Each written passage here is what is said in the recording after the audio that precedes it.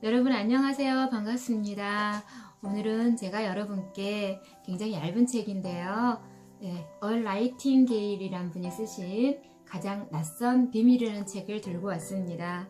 원제는 The Strangest Secret 라고 쓰여져 있는데요.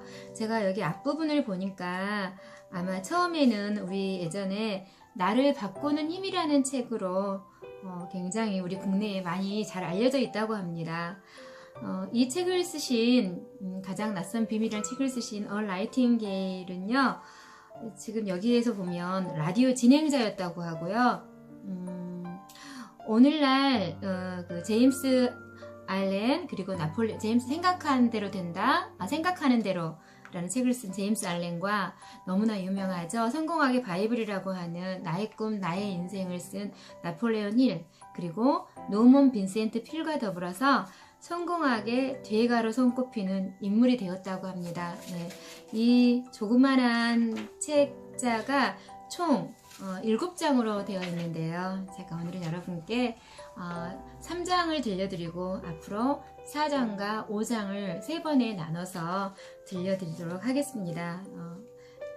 짧지만 굉장히 정말 강력한 메시지가 들어있다고요. 저는 제가 생각을 했거든요. 네, 여러분들에게 도움이 많이 되셨으면 정말 좋겠습니다. 네, 3장을 먼저 읽어드릴 텐데요. 3장의 소제목은 성공을 결정짓는 열쇠라고 제목이 나와 있네요. 소제목이. 네, 여러분들께 차분히 읽어드리도록 노력하겠습니다. 성공을 결정짓는 열쇠. 성공이란 가치 있는 꿈을 점진적으로 실현시키는 것이라고 할 수 있습니다. 따라서 미리 정해놓은 목표를 위해 일하고 자신이 어디를 향해 가고 있는지를 분명히 알고 있다면 자신이 가지고 있는 반드시 자신이 원하는 것을 이루게 될 것입니다.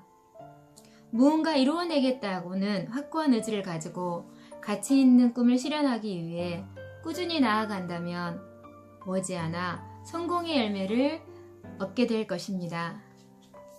여러분들은 성공이 어떤 것이라고 생각하십니까? 네, 여러분은 성공이 어떤 것이라고 생각하세요? 네. 저는 물 한 잔이 마시고 싶은데 그 물을 마실 수 있게 되는 상황이 오면 그것도 성공이라고 제가 들은 적이 있습니다. 네, 성공은 각자 의미가 좀 다르겠지만 얼 나이팅게일은 성공이라는 의미에 대해서 가치 있는 꿈을 점진적으로 실현시키는 것이라고 정의를 내렸네요. 그러면서 그 다음에 또 이어지기를 성공이란 자신이 꼭 하고 싶었던 일이었기 때문에 학생들을 가르치는 일에 최선을 다하는 선생님입니다. 성공이란 자신의 원대한 꿈을 이루기 위해서 과감하게 새로운 회사를 창업하는 기업인입니다. 성공이란 자신의 회사에서 최고의 실적을 올리려는 목표를 향해 최선을 다하는 세일즈맨입니다. 이렇게 성공이란 신중하게 선택한 자신의 꿈을 계획적으로 실행해 나가는 것입니다. 다만 그렇게 하는 사람은 20명 중에 한 사람뿐입니다. 놀랍네요. 그렇게 하는 사람이 20명 중에 한 사람뿐이라고 합니다. 나머지 사람들은 물론 실패자가 되겠지요. 앞서 말한 바와 같이 100명의 사람들 가운데 겨우 5명만이 안정된 노후를 보내게 될 것이라는 예측이 과장된 것이라고 생각할 수도 있습니다. 이건 앞장에서 나온 이야기입니다. 하지만 인정하기 싫더라도 실제로 수없이 많은 사람들이 결국 실패한 노년을 맞이할 수밖에 없는 것이 엄연한 현실입니다. 이게 한 50여 년 전에 쓰여진 글인데요. 그때나 지금이나 일반적인 상황은 다 비슷한 것 같습니다. 젊은 시절의 빛나는 이상과 가슴 두근대던 야망은 한낱 망상이 되어 초라한 주름살 속으로 사라지고 마는 것입니다. 하루하루를 최선을 다해 살아가는 사람들에게 왜 운명은 이토록 가혹한 결과를 안겨다 주는 것일까요? 어째서 행운의 여신은 쉽사리 미소 짓지 않는 것일까요? 저명한 심리학자인 롤로 메이는 잃어버린 자아를 찾아서라는 책에서 우리 사회에 있어서 용기의 반대말은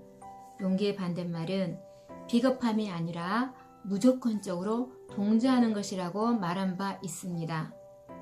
저는 이 내용을 설명하는 걸 듣고서 굉장히 마음의 울림이 컸었습니다. 사람들이 이렇게 성공을 못하는데요. 또 그러면서 우리 사회에 있어서의 용기의 반대말이라는 것이 어떤 비겁함이 아니라 무조건적으로 동조하는 것이라고 말을 하네요. 많은 사람들이 실패하는 이유가 바로 여기에 있습니다. 많은 사람들이 어디로 가는지, 왜 그리로 가야 하는지를 모르고 그저 남들과 행동을 같이 하곤 합니다. 우리는 아주 어렸을 때부터 기초적인 학교 교육을 받기 시작해서 30살 즈음이 될 무렵에는 스스로 생계를 꾸려나갈 수 있는 능력을 갖게 됩니다. 결혼을 해서 가장이 되고 나면 단순히 먹고 사는 문제뿐만 아니라 자신이 부양하게 될 가족에 대해서 이런저런 신경을 써줘야 합니다. 누구나 가족이 원하는 물건을 망설임 없이 사주고 아이들을 보다 나은 환경에서 키우고 싶을 것입니다. 물질적 풍요가 반드시 가정의 행복을 보장하는 것은 아니지만 상당 부분 기여하는 것만은 틀림없는 사실입니다. 하지만 세계에서 가장 부유한 나라인 미국에서조차 이렇게 하면 부자가 될 수 있는지를 배우지 못하는 경우가 많습니다. 어째서 그럴까요? 어떻게 하면 부자가 될 수 있는지를 배우지 못하는 경우가 많습니다. 어째서 그럴까요? 그것은 아마도 보편적인 생활 방식대로 살아가기를 강요당하기 때문일지도 모릅니다. 보편적인 생활 방식을 나도 모르게 누군가에 의해서 그 생각이 주입이 된 거죠. 나의 생각인 것처럼. 그래서 강요당하는지도 모르는 채 강요당하고 있다고 나이팅게일은 여기서 표현을 해주고 있는 것 같습니다. 그저 하루하루를 남들이 사는 방식대로 쉽사리 동조하면서 살아가야만 하기 때문인지도 모릅니다. 별다른 생각 없이 대부분의 사람들이 그렇게 살아가지만 그리하여 자신도 모르는 사이에 결코 성공할 수 없는 대열에 합류하게 되는 셈입니다. 네. 성공이 무엇인지, 자신이 원하는 게 무엇인지를 먼저 생각하기도 전에 어떤 보편적인 생활 방식, 보통적인 사고 방식을 강요당하는 그런 뒷배경이 있다고 합니다. 네, 이 책을 읽으면서 다른 많은 성공학 책에서도 이야기하는 것처럼 뭔가 사람들이 대부분 성공하지 못하는 이유 또는 그 반대로 가난을 면치 못하는 이유들이 이러한 여러 가지 많은 요인들이 있는데 또 외부적인 요인으로는 이런 사회적, 국가적 현상도 있다는 말을 하고 있어서요. 저희들 마인드의 변화와 더불어 이런 것들도 조금씩 알아가면 굉장히 많은 도움이 될 거라고 생각을 합니다. 네, 오늘은 제가 여기까지 여러분들께 들려드리고요. 다음 시간에는 내용이요. 4장의 제목이 생각하는 대로 거둔다는 소제목이네요. 네, 여러분과 다음 시간에도 좋은 내용으로 함께 만나도록 하겠습니다.